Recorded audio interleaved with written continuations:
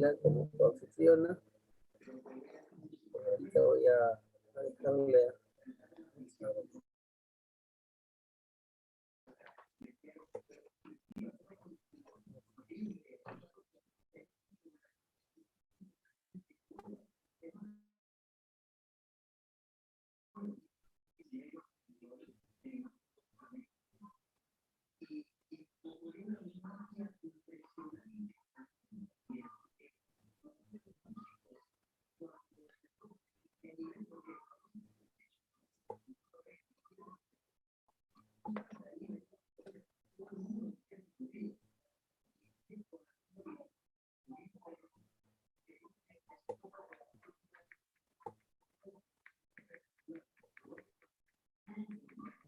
Pues empieza, yo lo voy a hacer, dejar el hospedero a ella, ya no te preocupes.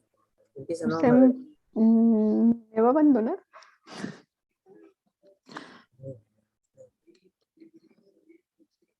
A ver. Buenas noches, señores alumnos. Buenas noches, ¿me escuchan? Sí, buenas noches. ¿Cómo estás? ¿Qué tal? Bien, vamos a continuar con las clases sincrónicas. Esta noche nos toca presentar a la doctora Margarita Aguilar, es médico emergencióloga. Va a tratarnos un tema muy interesante que con frecuencia lo vamos a ver, ¿no? Las emergencias más frecuentes en diabetes. La ponencia, la doctora Aguilar. Adelante, doctora Aguilar. Buenas noches con todos, disculpando de antemano la demora. Como bien mencionó el doctor Roldán, vamos a conversar hoy o a revisar el tema de emergencias frecuentes en diabetes mellitus, ¿no? Su importancia, como bien lo he mencionado, es por la frecuencia con la que llegan a nuestra emergencia, ¿no? Bien, dentro de las emergencias frecuentes tenemos 3 eventos importantes. El primero que vamos a revisar es cetoacidosis diabética, el segundo estado hiperosmolar hiperglicémico y el tercero la hipoglicemia, ¿no? Es importante conocer un poco de la historia sobre lo que son en sí la diabetes mellitus, sus complicaciones y cómo se ha venido presentando en el transcurso del tiempo, ¿no? Y cómo es que a raíz del descubrimiento de la insulina, la mortalidad incluso ha disminuido. En 1828 es que se describe el primer caso de coma diabético, donde se reporta a un joven con los signos de polidixia, poliuria y polifagia, ¿no? El cual presenta una inestabilidad llegando al coma. Se presentaron varios reportes en donde se indica que este tipo de evento se presentaba mucho en pacientes jóvenes, ¿no? Y muchos años después, Kussmaul, un alemán, médico alemán, informó sobre o agregó sobre estos pacientes una respiración característica, ¿no? Que la cataloga como profunda y forzada, sobre todo en aquellos pacientes con coma diabético. Ya en 1886 se describen otras 2 presentaciones clínicas, entre ellas una que, si bien es cierto, se caracterizaba la hiperglicemia, pero no había presencia de cuerpos cetónicos o cetonas en orina, ¿no? De ahí la presencia o el evento del estado hiperosmolar hiperglicémico, ¿no? Ya con el descubrimiento de la insulina en 1921 es que la tasa de mortalidad empieza a disminuir, ya que antes de esto, tanto por el evento de la cetoacidosis como del estado hiperosmolar, la tasa llegaba hasta más del 90%. Y ya en 1923 es que se describe el primer caso tratado con insulina en un hospital de Toronto, ¿no? Entonces, tras el uso o el descubrimiento de la insulina, recalcamos que la mortalidad se redujo, ¿no? Drásticamente. Incluso en un 60% era hasta 1923. En la década o en 1930 la mortalidad disminuye al 25% y en la década del 70 incluso llega solo hasta el 10%. ¿No? En la actualidad, si bien es cierto, el que tiene menor mortalidad, que alcanza menos del 2%, son los casos de cetoacidosis, y entre el 5 al 16% en los estados hiperglicémicos hiperosmolares. Bien, con respecto a la epidemiología, sabemos que la frecuencia con que llegan a la emergencia llega hasta un 30 a 40%, ¿no? Incluso de la población que ya tiene como diagnóstico diabetes. El estado o la cetoacidosis diabética tiene mucho mayor incidencia que el estado hiperosmolar, ¿no? Y la mortalidad se estima en un 2% para la cetoacidosis diabética y alrededor entre el 5 al 15% para el estado hiperosmolar. Cabe mencionar que la principal causa de la cetoacidosis diabética o su principal mortalidad ocurre hasta en un 50% en los diabéticos tipo 1. Y se ha reportado que la presencia incluso de una cetoacidosis diabética euglicémica, o sea, considerando un valor de 250, ¿no? Corresponde casi al 10% de todos los casos que pueden llegar a la emergencia. Del 10% de los diabéticos tipo 1 ya diagnosticados y los cuales son tratados con inhibidores ¿no? del cotransporte sodio, glucosa-sodio, desarrollan incluso cetosis, ¿no? Y de este porcentaje, un 5% definitivamente requiere un ingreso hospitalario o un manejo hospitalario. Debemos considerar que el pronóstico de este tipo de pacientes va a empeorar en pacientes adultos mayores, considerando un punto corte mayor de 65 años y sobre todo aquellos que tengan comorbilidades. Recordemos que la gran mayoría de nuestros pacientes o adultos mayores no solamente tienen una patología, usualmente tienen 2 o 3 incluidas, entre ellas o las más frecuentes que sean, ¿no? Hipertensos, renales, y a esto que se agregue un diagnóstico ya de diabetes, ¿no? Entonces, yendo ya a lo que es la fisiopatología, tenemos que tener en claro que en el caso de la diabetes existe un déficit absoluto o relativo de la insulina, que esto asociado a un incremento de las hormonas contrarreguladoras, entre ellas la más importante, las catecolaminas, ¿no? En la cual mencionamos la epinefrina, asociado también al incremento del glucagón, el cortisol y hormonas de crecimiento, van a mantener que se presente una cetoacidosis, ¿no? Y con ello la hiperglicemia y que esto a la larga lleve a una deshidratación. Entonces, en este algoritmo, haciendo un resumen de ello, sabemos que el déficit parcial o absoluto de la insulina, asociado incluso a un factor predisponente que ya mencionaremos, ¿no? Que ya revisaremos, y el incremento de estas hormonas contrarreguladoras van a actuar en 4 puntos importantes dentro de la fisiopatología. Van a incrementar la lipólisis, va a haber mayor utilización de la glucosa en otros tejidos, hablando de músculo básicamente, aumento de la proteólisis y aumento de la glucogenólisis, ¿no? A nivel de liposis, a nivel del tejido adiposo, aumentará el triglicerol y esto va a incrementar la producción de ácidos grasos libres, que a nivel hepático va a producir la transformación de a glicerol, ¿no? Y esto por ende va a incrementar la cetogénesis. Esto incrementará la reserva de alcalina y por ende habrá mayor cetoacidosis. Por otro lado, el incremento de la utilización de la glucosa de otros tejidos hará que la hiperglicemia se mantenga y esto llevará a un incremento de la acidosis osmótica, de una glucosuria, y va a producir 2 eventos, un daño a nivel renal y también un incremento de la pérdida de electrolitos y agua que conllevará por ende a una deshidratación. Entonces, aquí lo que vamos a observar es que la hiperglicemia se va a mantener en ambas entidades, tanto en la cetoacidosis diabética como en el estado hiperosmolar.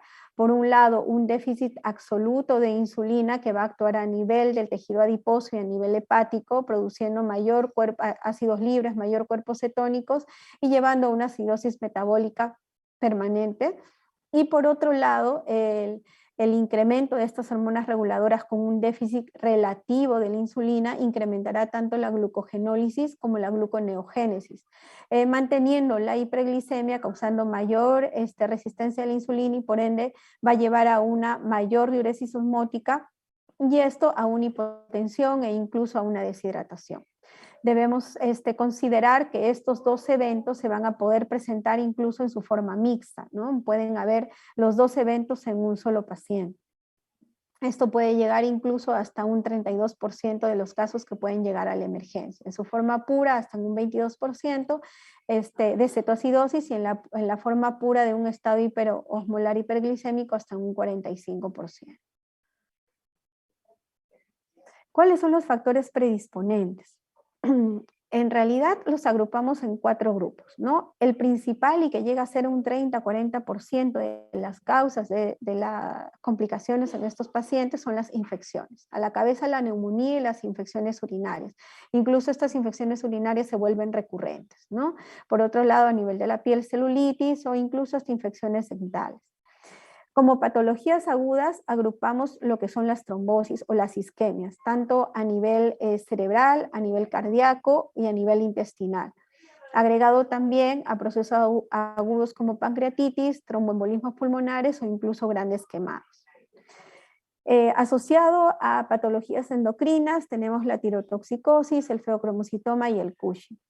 Y entre otros, y que es un grupo importante también de considerar, es en aquellas mujeres en edad fértil, ¿no?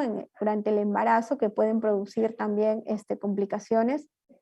Una dieta inadecuada, el uso de la insulinoterapia, ya sea porque sea una dosis insuficiente o incluso por error una dosis más de lo habitual o del indicado, el uso de ciertos fármacos y drogas, ¿no? Como puede ser el uso de pacientes alcohólicos, que puede ser un factor predisponente, y la cocaína o algunos esteroides, ¿no? ¿Cómo vamos a hacer el diagnóstico de este evento de cetoacidosis? Sabemos que podemos determinar este evento incluso desde el triaje. Es de ahí la importancia de que en un triaje de cualquier emergencia debería haber un glucómetro para poder nosotros definir, ¿no? Si bien es cierto, tanto en el estado hiperglicémico, hiperosmolar, como en la cetoacidosis, la glicemia se va a elevar, ¿no? La glicemia se va a elevar.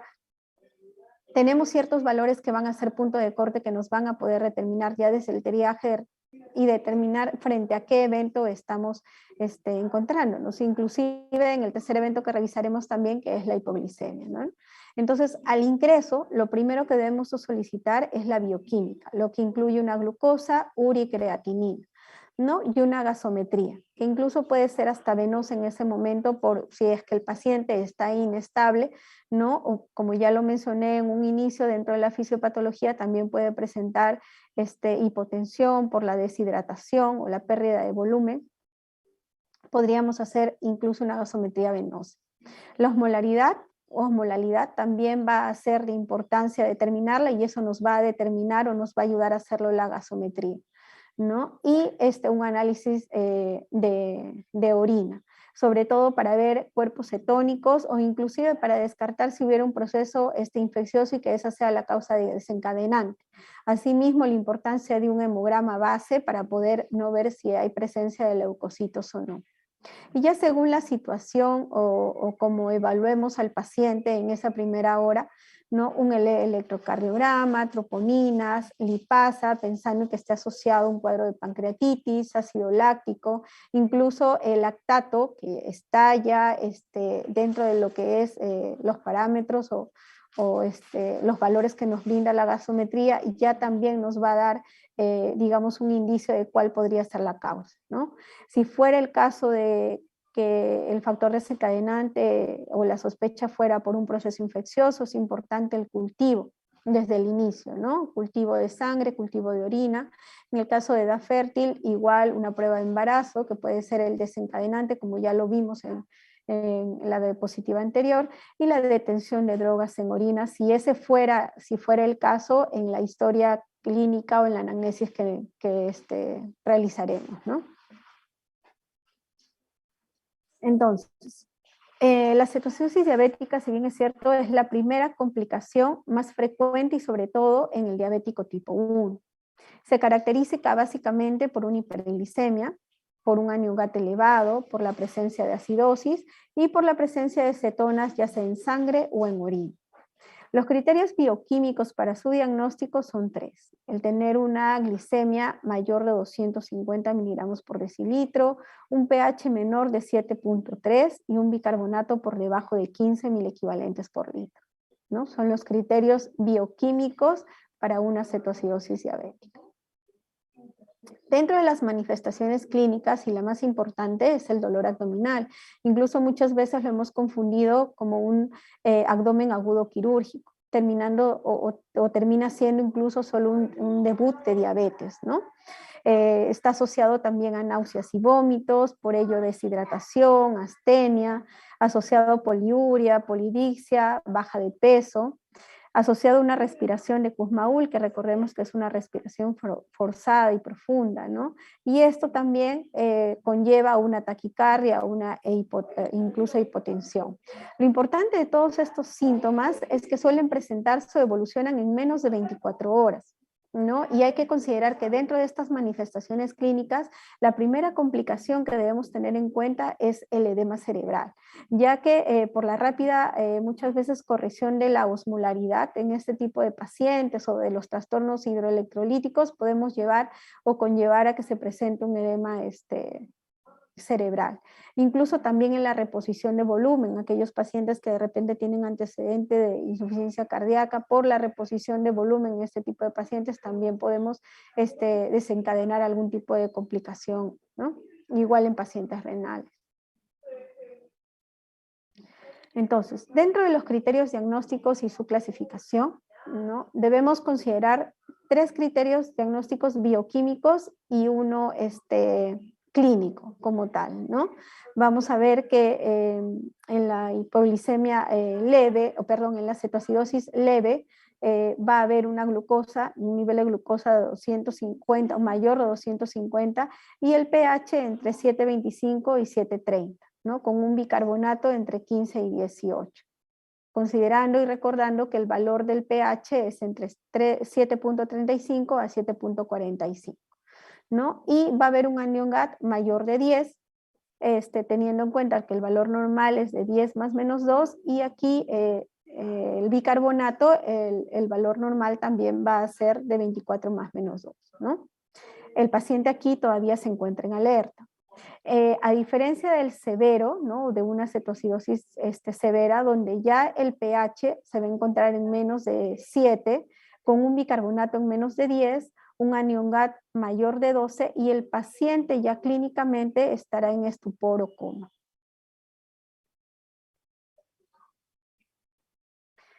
Bien, sabemos también que la hiperglicemia o la presencia de glucosa alta no siempre estará relacionado a un paciente con un antecedente de diabetes. Entonces, debemos considerar los diagnósticos diferenciales y tener en cuenta esta memotecnia, ¿no? Deberíamos pensar o descartar de repente el consumo de metanol, que este paciente ya consumió metanol, en un paciente urémico, ¿no? Un paciente renal que también puede estar haciendo cetoacidosis.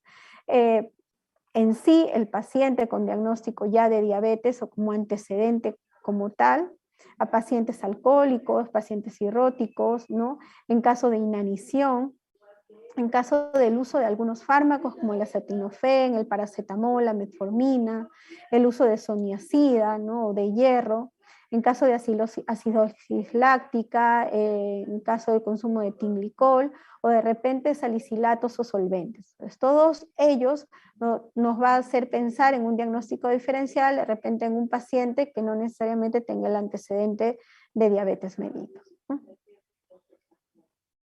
Bien, el tratamiento de la cetoacidosis se basa en 3 pilares importantes, ¿no? El primero es la corrección de la deshidratación mediante la reposición de volumen.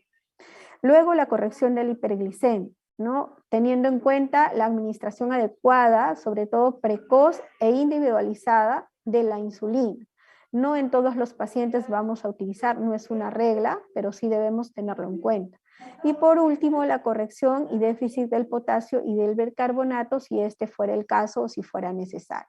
Son los 3 pilares en los que yo me voy a basar para poder hacer la corrección o el tratamiento de la cetoacidosis diabética. Bien, entonces en este algoritmo, en resumen, la cetoacidosis, una vez que ya hicimos o identificamos el diagnóstico con todos los criterios bioquímicos y el criterio clínico, lo que vamos a dar inmediatamente es el tratamiento adecuado. ¿Con qué?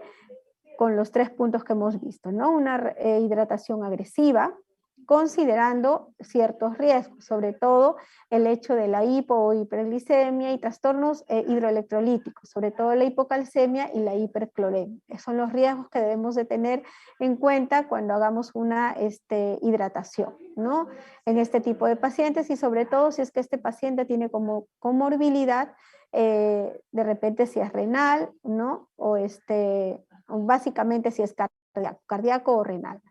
Eso es por un lado. Por otro lado, el manejo con la insulinoterapia, que ya lo mencionamos y lo recalco que debe ser precoz e individualizada. Y por último, el control del potasio y el bicarbonato si así lo requiriera. Y obviamente habría que monitorizar en la primera hora, sobre todo en la primera o segunda hora, ya los signos vitales, ver si es que hay una adecuada diuresis, ¿no? Los reajustes con respecto a la insulina, considerando también cómo están los valores de potasio, el control de la glicemia, que debe ser cada hora o cada 2 horas, el control de los electrolitos, y todo esto mediante la realización de los gases arteriales, ¿no? Bien, ¿cómo hacemos con la reposición de la volemia? Siempre nos vamos a preguntar cómo debemos hacerlo, cuánto y con qué, ¿no? Sabemos que debe administrarse entre 15 a 20 mililitros por kilogramo por hora. Y en el adulto, bueno, entre 1 a 1,5 litros por hora, ¿no? ¿Qué es lo que debemos tener en cuenta con esta reposición de volemia? Que justamente en aquellos pacientes con falla cardíaca se debe administrar, digamos, con precaución, ¿no? Sobre todo porque podríamos hacer que este paciente se descompense haciendo un edema agudo de pulmón o una insuficiencia cardíaca aguda, ¿no?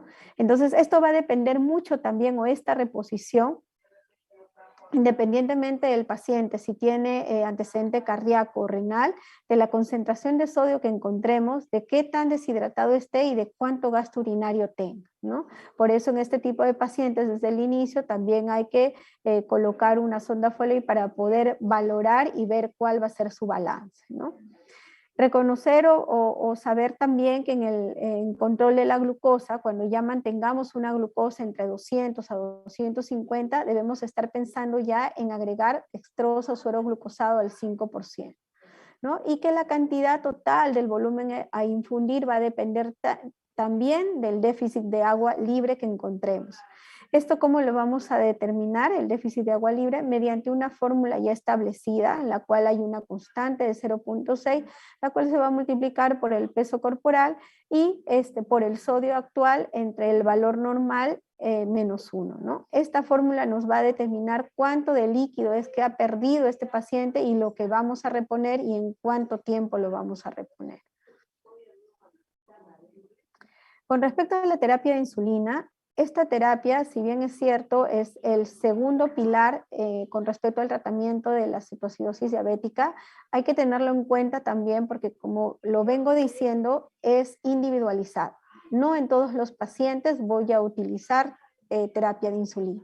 ¿Y el objetivo cuál es? El objetivo es conducir la glucosa al interior de la célula, conducir el potasio en la célula, invertir este catabolismo que se produce a nivel de la acidosis, ¿no?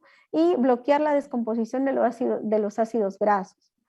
Así también la descomposición de las proteínas en cuerpos cetónicos, porque estos dos últimos son los que van a incrementar la cetoacidosis en el paciente. Entonces, ¿cuándo debo iniciar yo la terapia de insulina? Cuando tengo un potasio mayor de 3.3, ¿no? Y se describen o se proponen dos tipos de corrección o esquemas. El primero, que deba colocar un bolo de esta insulina de 0.1 unidades por kilo, seguido de una infusión a la misma dosis por kilo por hora, ¿no? Y el otro esquema es que inicie directamente con la infusión a dosis de 0.14 unidades por kilo hora. Se ha demostrado que no hay, digamos, diferencia o beneficio entre que utilice el bolo o que directamente haga o utilice la infusión de insulina, ¿no? Pero ¿cuál es la meta de esta terapia de insulina? Que nuestra glicemia pueda también disminuir entre el 50 a 70 miligramos por decilitro o que disminuya más del 10% del valor con que ingresó en la primera hora. Esa va a ser la meta con la que vamos a tener que, o la meta que tenemos que conseguir una vez que iniciemos la terapia de insulina. Ahora, con respecto a cuándo debemos determinar o cada cuánto deberíamos controlar nosotros la glucosa una vez que ya iniciamos la terapia de insulina, lo ideal es que sea cada hora o 2 horas. Esto debe ser un valor constante y estricto, ¿no? El cual debe ser incluso escrito en la historia, ¿no? Porque ya una vez que nosotros logremos conseguir que la glucosa se encuentre entre 200 a 250 miligramos por decilitro, debemos ya considerar ir disminuyendo la dosis de insulina a la mitad, ¿no? Entonces estamos hablando de disminuir la dosis a 0.05 unidades por kilo hora y agregar justamente un suero glucosado al 5% para evitar que este paciente vaya a la hipoglicemia. En muchos casos podemos utilizar insulina subcutánea, ¿no? Y si en caso fuera ese, la dosis debe ser reducida a 0.1 unidades por kilo cada 2 horas. Y el objetivo es justamente con este tipo de insulina o este método tratar de mantener la glucosa entre 150 a 200 miligramos por decilitro, hasta que ya haya una resolución de la cetoacidosis, y eso lo vamos a determinar tanto con el pH como con el bicarbonato. Y ya una vez que esto se haya regulado, ¿no? Ya podríamos utilizar una insulina subcutánea o incluso un NPH, retirando la perfusión, la infusión de insulina una vez que el paciente ya esté alerta, y ya una vez alerta y con la corrección de la cetoacidosis, recién poder iniciar la dieta en este tipo de pacientes, ¿no? Mientras que el paciente siga cetósico, no es conveniente inicio de dieta a pesar que el paciente esté despierto, ¿no? El riesgo de que incremente dolor abdominal o la presencia de náuseas y vómitos es constante, así que es mejor primero poder corregir la cetosis en el paciente para poder hacer el inicio de la dieta bioral, ¿no? Con respecto a la reposición del potasio, el potasio debe mantenerse siempre entre 4 y 5 milequivalentes, ¿no? Sabemos que los 2 puntos claves, por decirlo así, del potasio son los 2 valores importantes, es 5.2 milequivalentes y 3.3 milequivalentes por litro. ¿Por qué? Porque teniendo valores mayor de 5.2 milequivalentes por litro, sabemos que no debemos administrar potasio. El riesgo de hacer mayor daño renal también está presente, ¿no? Y ya ahí deberíamos iniciar la infusión de insulina. Y para niveles menores de 3.3 y ya se haya iniciado la insulina, lo que debemos de administrar es justamente el potasio en milequivalentes según la necesidad del paciente, ¿no?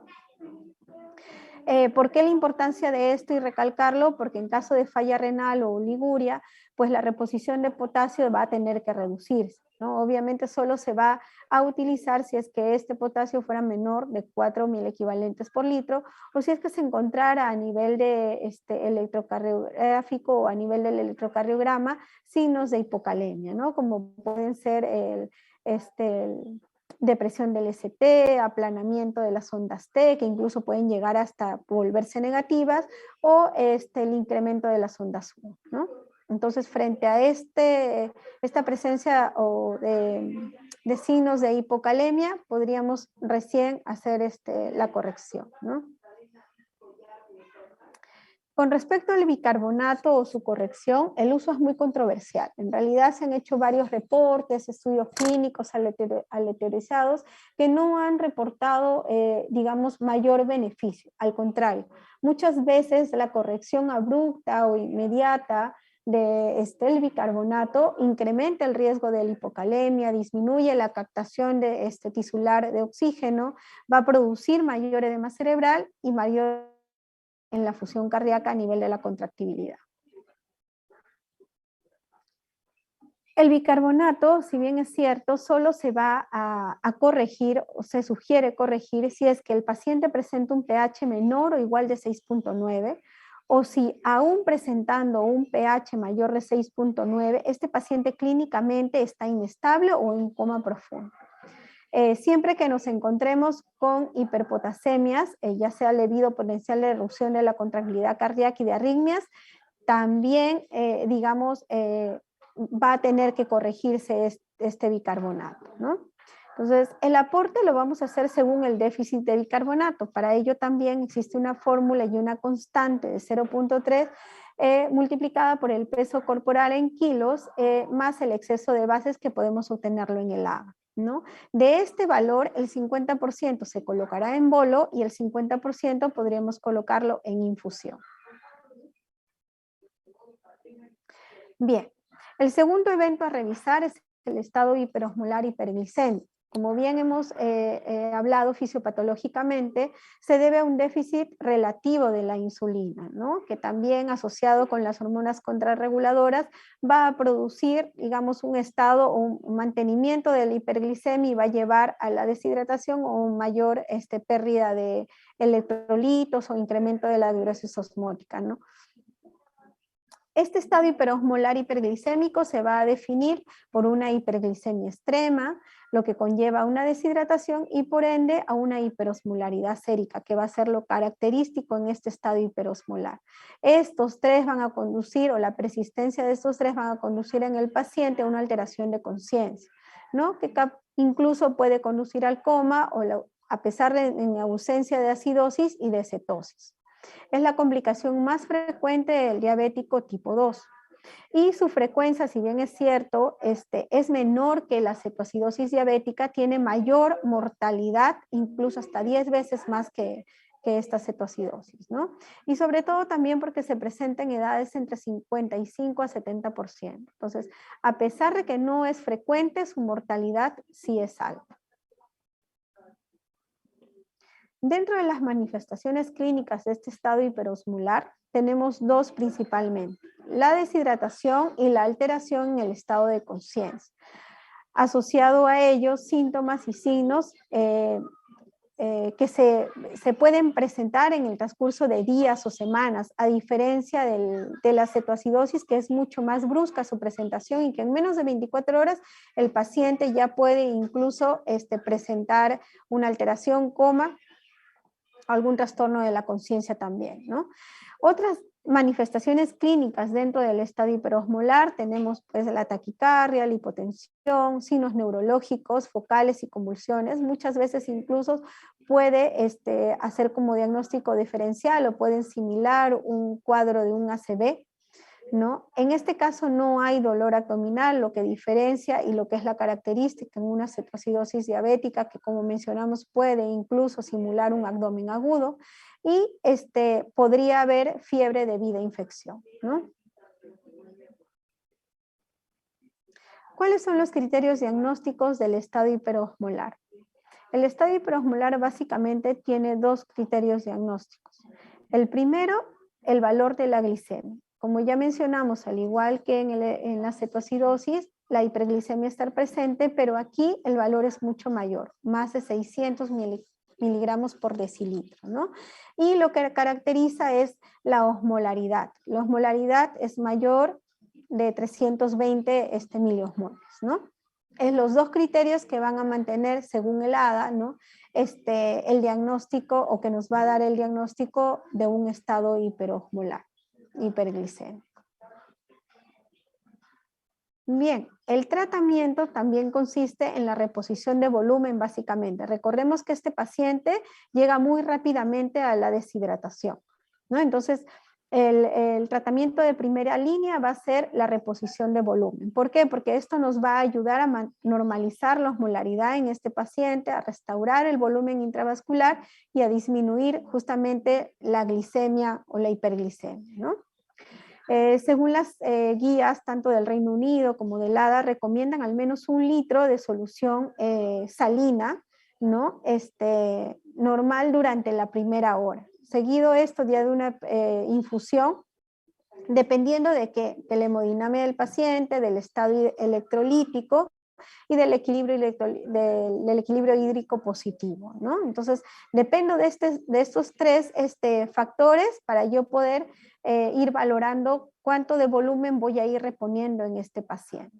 Hay que tener en cuenta también que si este paciente tiene algún factor predisponente como como insuficiencia cardíaca o renal, hay que valorar también el volumen que voy a reponer, ¿no? Entonces, hay que determinar primero aquí los niveles de sodio. Por ende, vamos a tener que corregir el sodio para poder yo hacer la reposición de volumen, ¿no? Ya una vez que los niveles de glucosa desciendan hasta 300, yo ya debo ir pensando en reponer con una solución glucosada al 5%, ¿no? Esto va a depender también del estado hemodinámico del paciente, ¿no? Y ya adicionar esta dextrosa al 5% en dosis de 150 a 200 mililitros por hora, ¿no? Valorar periódicamente el estado hemodinámico, renal y cardiovascular en este paciente. Por eso también, como les mencionaba en el primer evento, es importante la colocación de una sonda Foley para poder ver diuresis, ¿no? Saber que lo que estamos infundiendo el paciente también está eliminando y evitar así un daño a nivel renal, ¿no? Y esta reposición debe darse dentro de las primeras 24 horas. Con respecto en el estado hiperosmolar, con respecto al potasio, en realidad para el manejo del hipocalemia o de la hipercalemia se va a manejar igual que en el primer evento, ¿no? Como en la cetoacidosis. Con respecto al bicarbonato y a los fosfatos, como ya mencionamos, hay que tener en cuenta los demás trastornos hidroelectrolíticos, no solamente sodio y potasio. También no es, digamos, que se haya evidenciado que su corrección o produzca algún, digamos, efecto beneficioso como tal, ¿no? Aquí lo que sí debemos hacer ya como criterio médico para poder de alguna u otra manera prevenir, digamos, los niveles de fosfato, de creatinina, de calcio sérico en este tipo de pacientes, ¿no? Hay que considerar también en este tipo de pacientes, ¿no?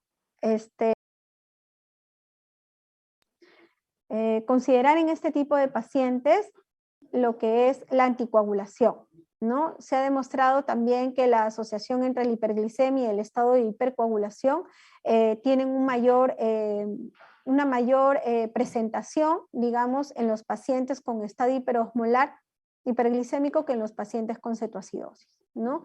Incluso el uso de dosis profilácticas de heparina de bajo peso molecular, ya que durante la estancia de estos pacientes, considerando la edad y la comorbilidad, también pueden presentar complicaciones, ¿no? Y obviamente la prevención de las úlceras, ¿no? Eso hay que evaluarlos desde su ingreso. Consideremos, y como ya les dije, nuestros pacientes adultos mayores, que son los que con frecuencia llegan a nuestra emergencia, no solo son diabéticos, incluso muchos de ellos son dependientes parciales o incluso postrados, ¿no? Entonces hay que valorar la presencia de úlceras desde el inicio, ¿no? Considerar si hay presencia de neuropatía o ya pacientes con alteración en la conciencia, o considerando aquí el estado basal de estos pacientes, ¿no? Bien, aquí algunas fórmulas que aplicamos tanto para la cetoacidosis diabética como para el estado hiperosmolar. Bueno, con respecto al sodio corregido, ¿no? Utilizamos una constante de 1.6 por el incremento de la glucosa por encima del valor normal, ¿no? Con respecto a la osmolaridad, utilizamos la osmolaridad efectiva. Aquí hay un error, el potasio no incluiría, solamente sería 2 veces el sodio más la glucosa dividida entre 18, ¿no? El anion GAT, que bueno, ya sabemos que son la diferencia de los cationes con los aniones, ¿no?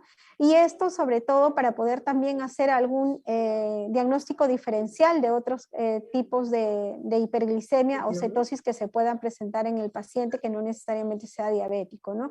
Considerando el valor del anion GAT en 10 más menos 2, ¿no? Y el déficit de agua para poder ver lo que es la reposición del volumen, ¿no?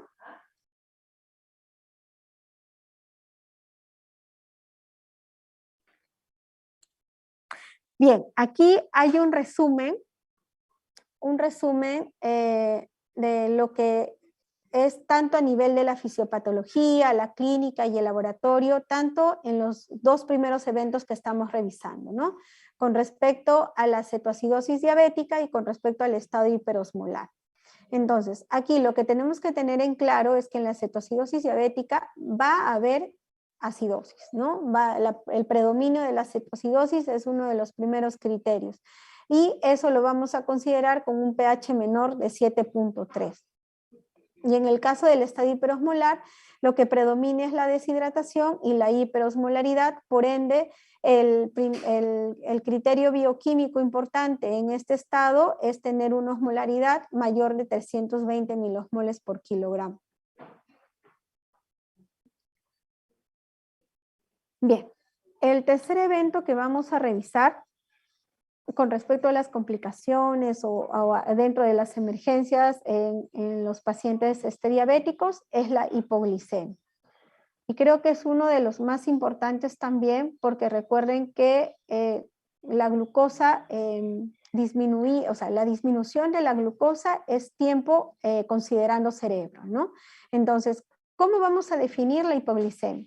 Como cualquier episodio de concentración de glucosa por debajo del valor normal, así se presente o no con síntomas, ¿no? Y que esto obviamente exponga al paciente a un daño.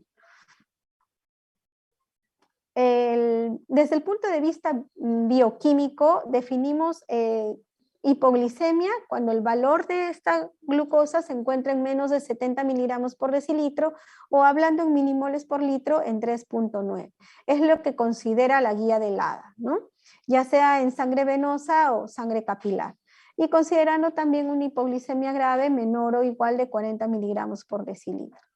Como les decía, sabemos y recordemos que la glucosa es indispensable para el metabolismo cerebral. El cerebro nada más consume 120 gramos diarios, ¿no? Entonces, mientras que no haya un adecuado, digamos, aporte de oxígeno y de glucosa al cerebro, el grado de hipoglicemia será más grave y mayor complicación y secuela quedará en este paciente, ¿no? Sabemos también la gran importancia que tiene a nivel del sistema contrarregulador para poder prevenir o limitar esta hipoglicemia, ¿no? Sobre todo en circunstancias fisiológicas o tras la administración de fármacos. Veremos que una de las principales causas de hipoglicemia, sobre todo en diabéticos tipo 1, insulino dependientes, es justamente el uso de esta terapia, ¿no? Entonces, los sensores, considerando los sensores más importantes de la glucosa a nivel cerebral se encuentran en el hipotálamo, son los que van a regular de alguna otra manera o incluso dependiendo de esto va a haber la presentación de los síntomas, ¿no? Bien, la hipoglicemia se va a caracterizar por 3 puntos importantes, ¿no? Incluidas en lo que es la triada de Wood, ¿no? El primero va a ser un nivel bajo de glucosa. Ya sabemos que para el ADA existe o se define hipoglicemia como un valor menor de 70 miligramos por decilitro. Segundo, que haya aparición de síntomas, sobre todo síntomas a nivel neurológico, ¿no?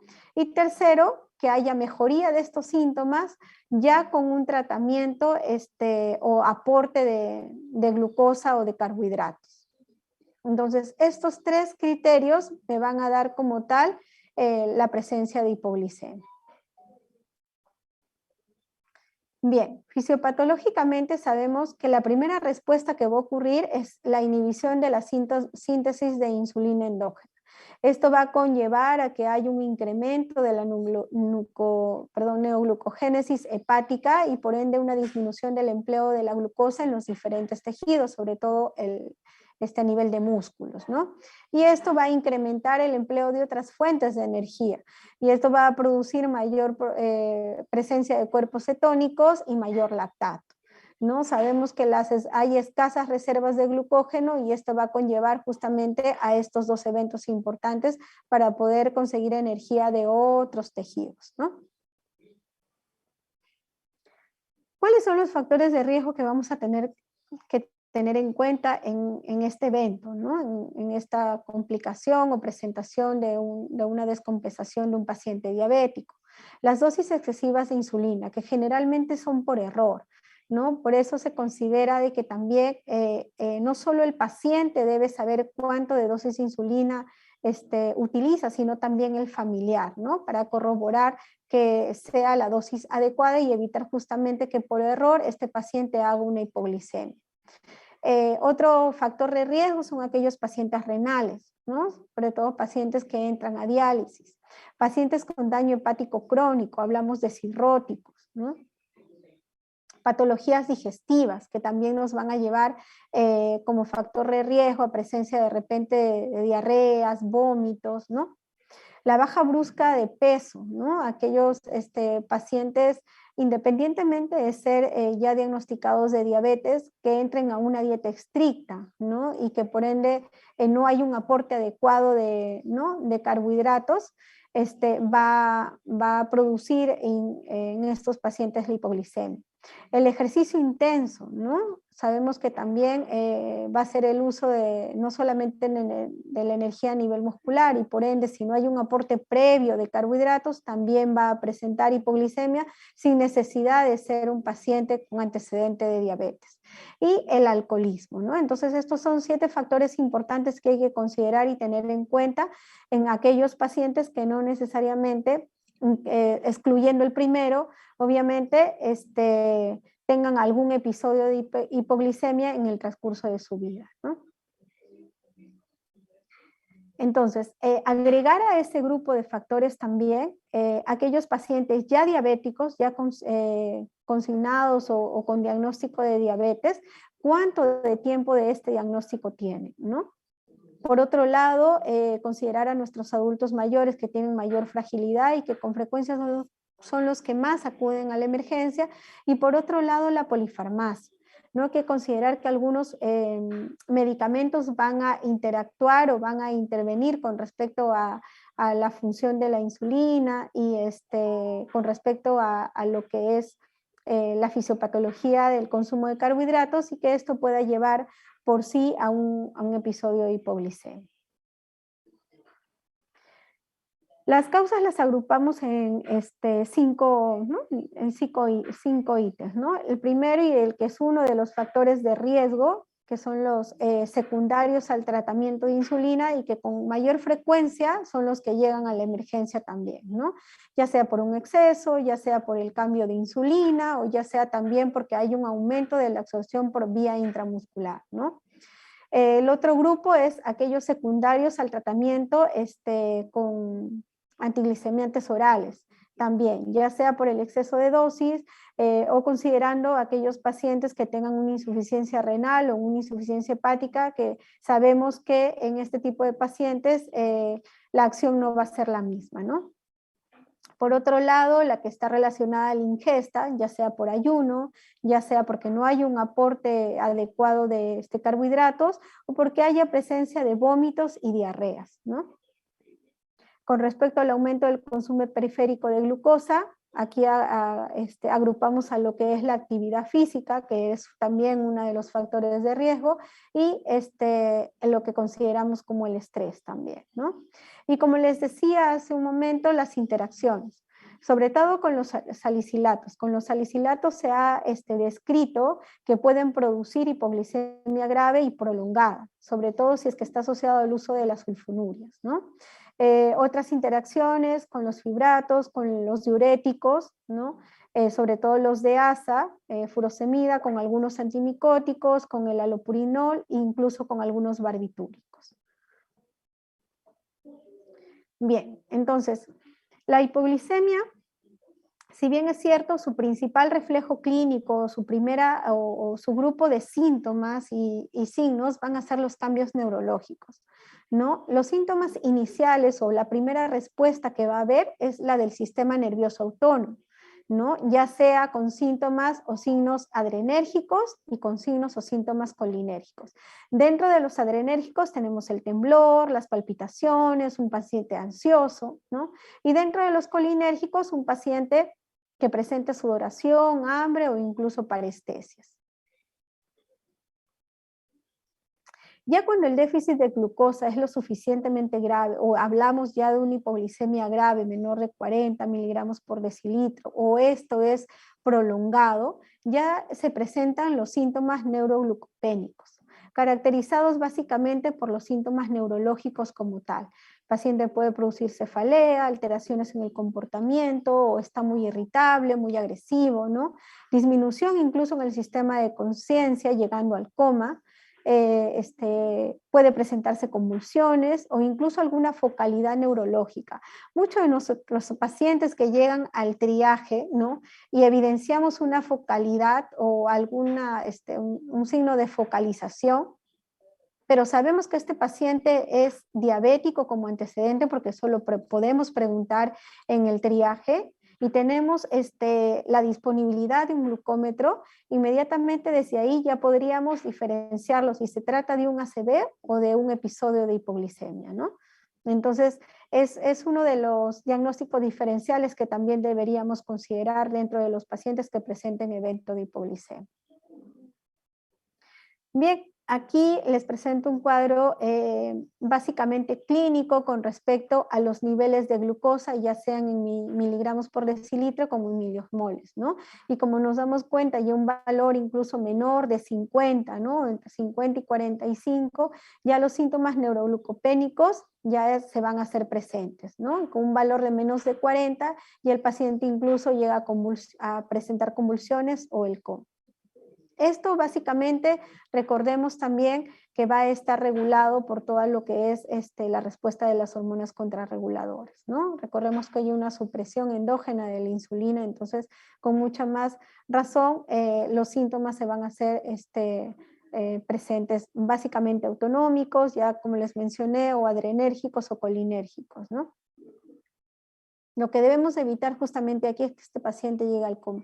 Es mucho más peligroso una hipoglicemia, recordando que es lo que necesita como tal oxígeno y glucosa el cerebro, mayor daño a nivel cerebral, que, que estar frente a un paciente con una hiperglicemia, ya sea en cualquiera de los dos eventos que hemos mencionado al principio, como cetoacidosis o estado hiperosmolar, ¿no? Entonces, lo que más nos debería preocupar es una hipoglicemia por la secuela que puede dejar esto por el tiempo prolongado en el cual también se puede encontrar, ¿no? ¿Cómo clasificamos? Según el ADA, lo clasifica en 3 niveles, ¿no? El primer nivel, considerando una glucosa menor de 50 miligramos por decilitro, o si es en milosmoles 3.9, que sea mayor de 54 miligramos por decilitro y 1 miliosmoles por litro como valor fijo 3, ¿no? Un segundo nivel en que me encuentre con una glucosa menor de 54 miligramos por decilitro, y un tercer nivel donde hay un evento severo, en donde ya se presenta una alteración mental o que este paciente requiere ya de una asistencia médica u hospitalaria, ¿no? Entonces son los 3 niveles en los cuales los ha catalogado en la Asociación de Diabetes, ¿no? Esto está ya descrito desde el 2019. ¿Cuál es el tratamiento? El tratamiento básicamente es el glucagón, ¿no? O ya sea intramuscular o subcutáneo, o en tal caso la glucosa al 50%, perdón, intravenosa, ¿no? Si han sido tratados con insulina, básicamente el factor es por la insulina, ¿no? Debemos valorar cada 15 minutos. Primero, si en 15 minutos damos el aporte de glucosa y este paciente recupera, entonces lo que debemos hacer es suplementar con hidratos de carbono, y obviamente hay que buscar la causa, ¿no? Aquí lo primero es que corregir la glicemia y posterior a ello buscar la causa. Y frente a eso ya hacer un ajuste del tratamiento, si es que en caso fuera la insulina como factor de riesgo. Si no se recupera, habría que hacer nuevamente un aporte de glucosa al 50% endovenoso, valorar en los 15 minutos y nuevamente si recupera, buscar la causa, suplementos de hidratos de carbono, ajustar el tratamiento, y si no recupera, obviamente esto ya debe ser atendido en un centro hospitalario, ¿no? ¿Cuándo es que yo debo derivar a un hospital, ¿no? Si es que la hipoglicemia es grave, que esté asociado a antiglicemiantes, que la glicemia post tratamiento ya continúe en menos del 70 miligramos por decilitro, si ya hay alteraciones del estado mental, en caso de pacientes adultos mayores o que tengan comorbilidades importantes, ¿no? Y en caso de dudas de que hay un diagnóstico. Ahora, con respecto a esto, una vez que ya el paciente llega a la emergencia, lo que nosotros hacemos, como les mencionaba, es la corrección inmediata de la glucosa, ¿no? De esta hipoglicemia.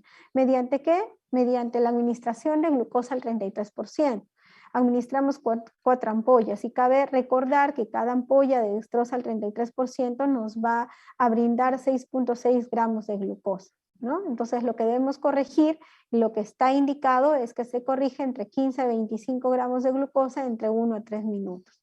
Luego de esto debemos mantener al paciente con una infusión de suero glucosado, ¿no? O dextrosa al 5 o 10%.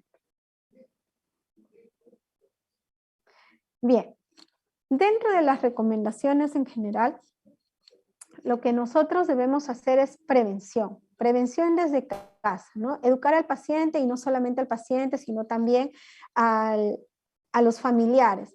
Recordemos que si bien es cierto, la gran mayoría de pacientes son adultos mayores, es siempre este paciente que se encuentra a cargo de alguien, ¿no? Entonces, el familiar debe conocer bien la medicación en este tipo de pacientes. El manejo no solamente va a ser del médico, sino también del familiar y del paciente. Y obviamente con un manejo de especialistas capacitados, ¿no? Los pacientes con tratamiento de insulina es fundamental que el paciente y el familiar tengan una adecuada instrucción con respecto al uso de la insulina, ¿no? Con respecto a la alimentación y a la calidad de vida, ¿no? ¿En qué sentido? Al tipo de ejercicios que debe que debe realizar este paciente. Ahí en calidad de vida lo que está obviamente incluido es alimentación y ejercicio, ¿no? En pacientes con diabetes tipo 2, sobre todo en aquellos con edad avanzada, hablamos de más de 65, 70 años y que tengan factores de riesgo, sobre todo cardíacos y renales y cirróticos o con alguna patología hepática, ¿no? Se debe aconsejar sobre evitar secretagogos, ¿no? ¿A qué me refiero? Sobre el uso de las sulfonilureas, ¿no? Especialmente aquellos que son de vida media larga, ¿no? Y en el caso del tratamiento con insulina es preferible utilizar tanto los análogos, ¿no? Los rápidos como los lentos, frente a aquellas insulinas humanas como la NPH, ¿no? Estos han demostrado una menor tasa de hipoglicemia en este tipo de pacientes. Esto básicamente en aquellos pacientes, o estas recomendaciones básicamente en aquellos pacientes que ya tienen como antecedente diabetes mellitus, ¿no? Porque recordemos que no solamente en ellos se va a presentar en algún momento de su vida algún episodio de hipoglicemia como tal. Bien.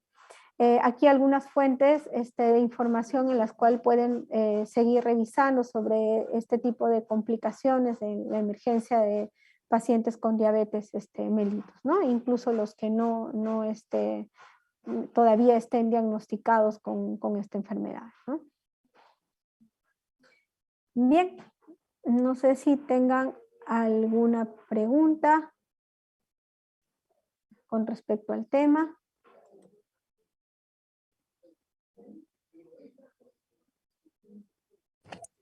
Doctora, tengo una pregunta.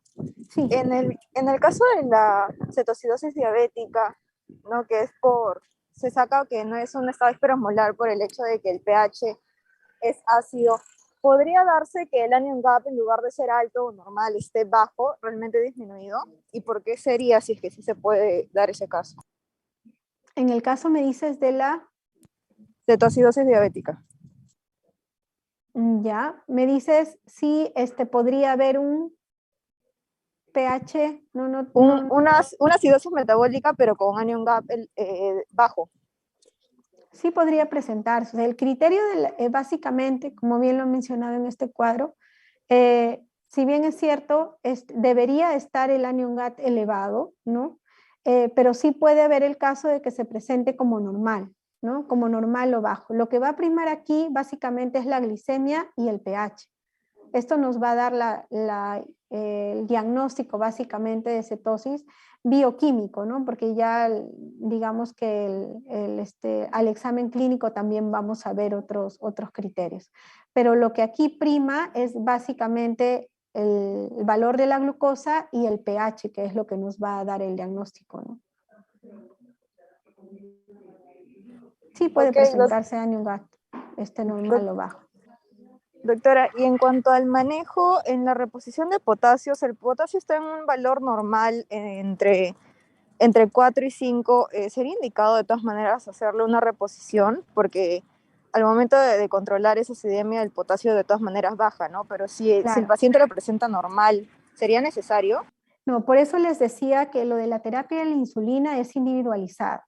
Nosotros usualmente, si bien es cierto, lo primero que hacemos es la gasometría, que es lo primero que tenemos a la mano y es lo que va a salir en 5 o 10 minutos, ¿no? Exagerando 10 minutos, porque el esperar un valor sérico nos va a tomar 2 horas. Si este paciente 2 horas en esta condición no es lo ideal. El tratamiento debe ser en la segunda hora. Entonces, para la reposición del potasio, lo que podríamos hacer es esperar el sérico, ¿no? Si los valores normales en el AGA nos muestran un potasio que está dentro del valor normal, entonces podríamos esperar el sérico y de acuerdo a eso recién hacer la reposición si es que así lo amerita, ¿no?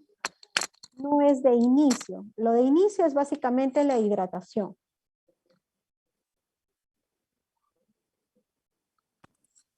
Perfecto, doctora. Y otra duda, en caso del paciente presente, además de esta acidosis, una hiponatremia, o sea, el sodio depletado, la indicación de todas maneras sería reposición de volumen y ¿habría otro manejo adicional? No, lo primero que hay que hacer es la corrección del volumen, ¿no? Es lo primero. Mucho más en los pacientes con estado hiperosmolar. Muchos de estos pacientes llegan con hipernatremia, ¿no? Entonces, y es por la deshidratación básicamente. Entonces ahí primero hidratamos y después de eso hacemos corrección de sodio si así lo amerita, ¿no? Pero sí, ahí la reposición es enérgica en ambos. El primer pilar es la reposición de volumen.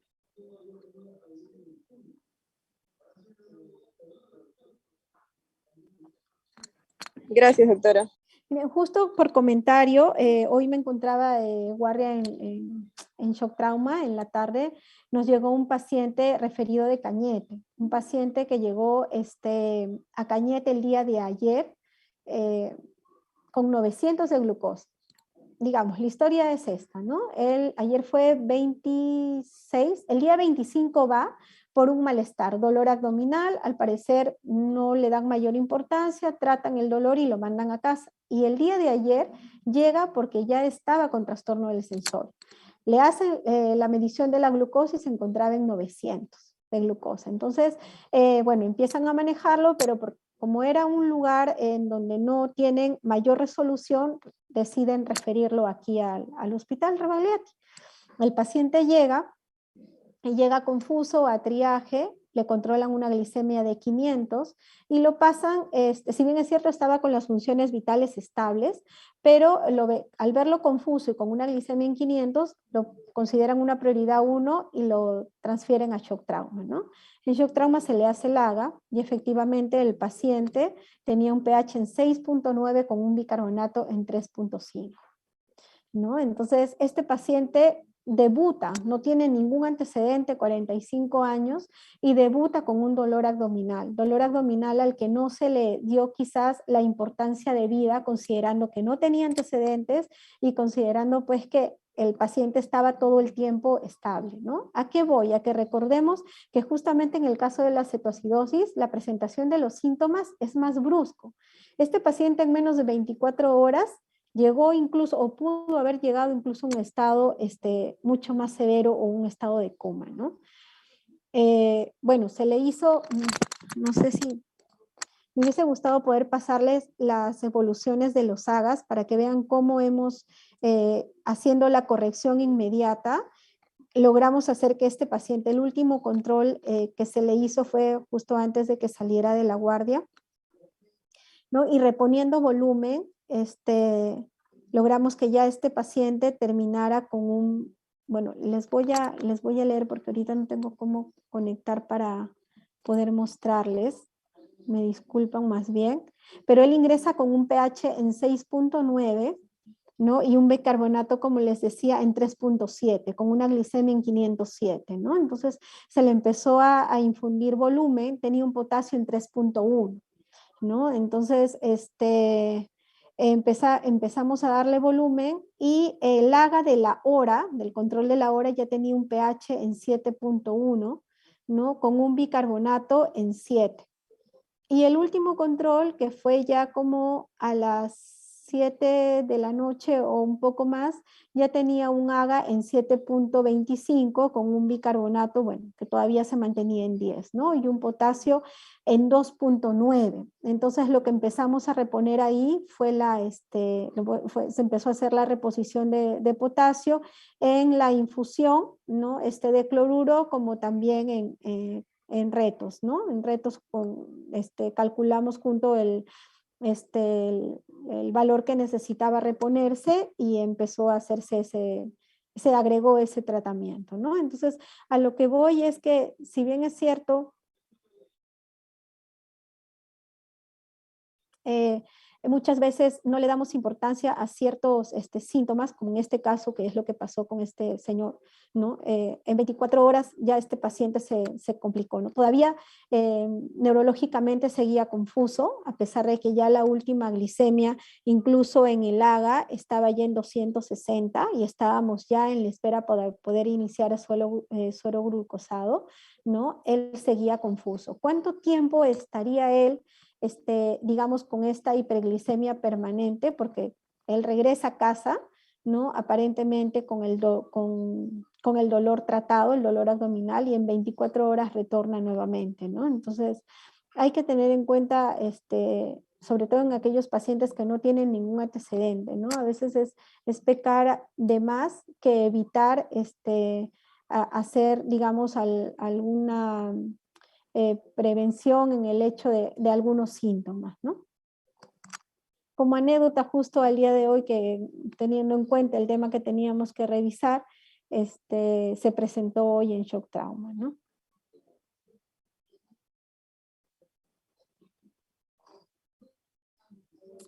Bien, no sé, Valeria, si es que tengan alguna otra pregunta más o alguna duda.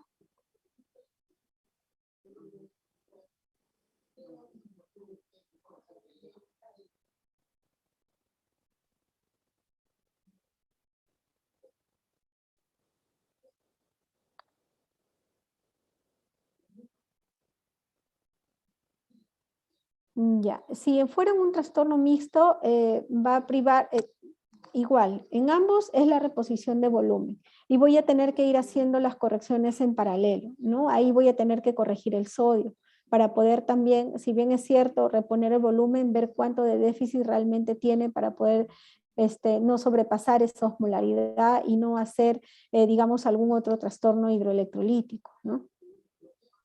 Y en paralelo, si amerita, voy a tener que utilizar la terapia insulínica.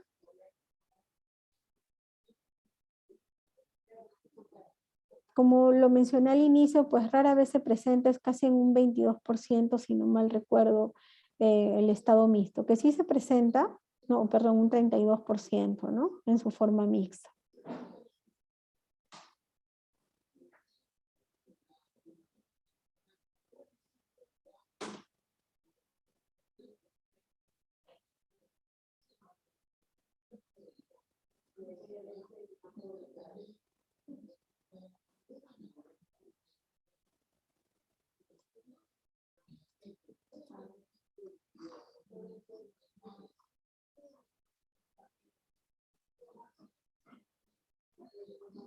Bien, chicos, no sé si hay alguna pregunta, Valeria, o... No, doctora, al menos en el chat no hay ninguna pregunta. No sé si alguno desea abrir su micro para preguntar algo más. Si no, de lo contrario, damos por concluida la clase y procedo a cerrar el Zoom, la sala. Ujú.